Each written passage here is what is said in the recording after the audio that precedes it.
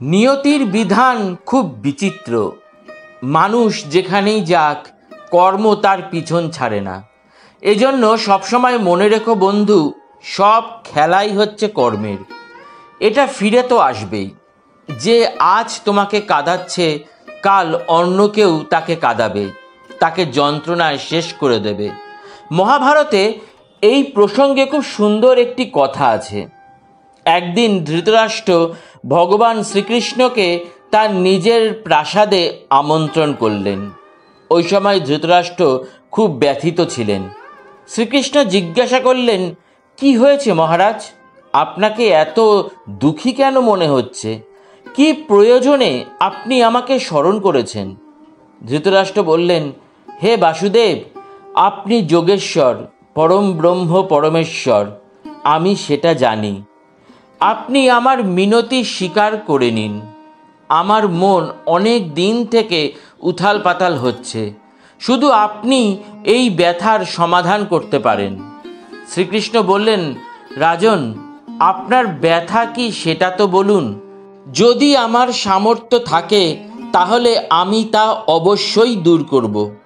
ধৃতরাষ্ট্র বললেন, বাসুদেব, আজ আমার কাছে অসীম সুখ আছে, সম্পত্তি আছে, কিন্তু সব কিছুই আমার কাছে ব্যর্থ মনে হচ্ছে।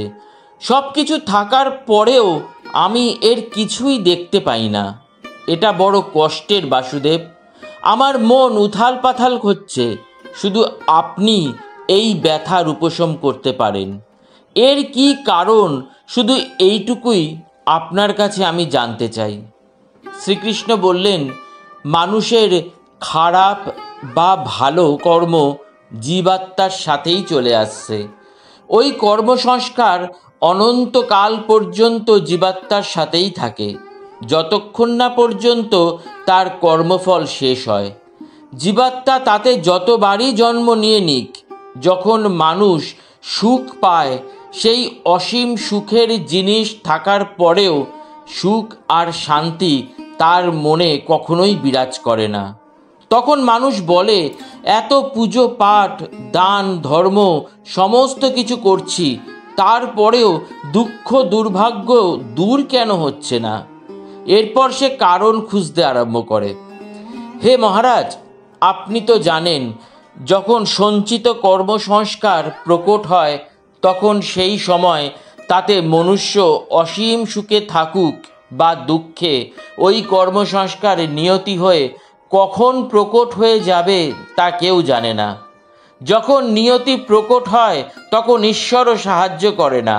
নিয়তির বিধানে না সে নিজের জন্য হস্তক্ষেপ করে, আর না অন্য কারোর জন্য।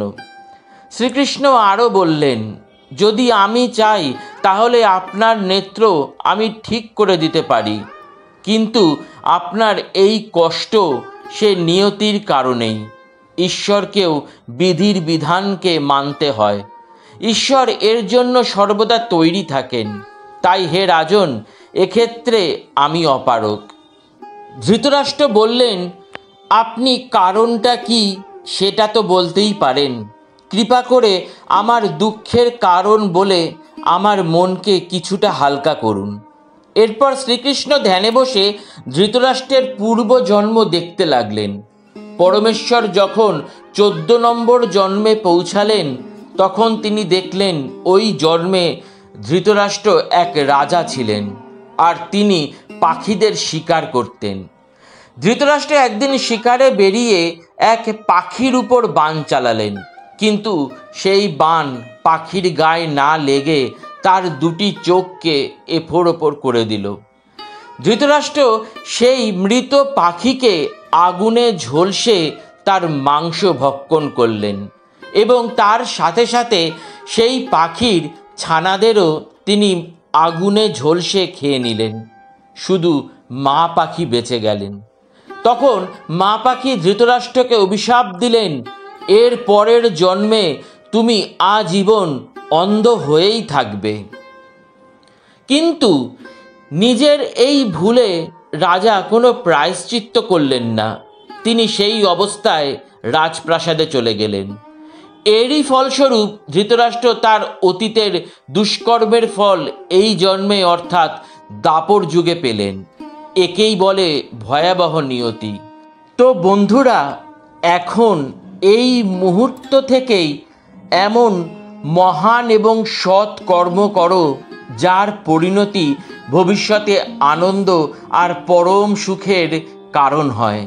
তো নিয়তির বিধানরূপী আধ্যাত্মিক সৎ উপদেশ যদি তোমাদের ভালো লাগে তাহলে লাইক, শেয়ার আর সাবস্ক্রাইব করে আমার পাশে থেকো।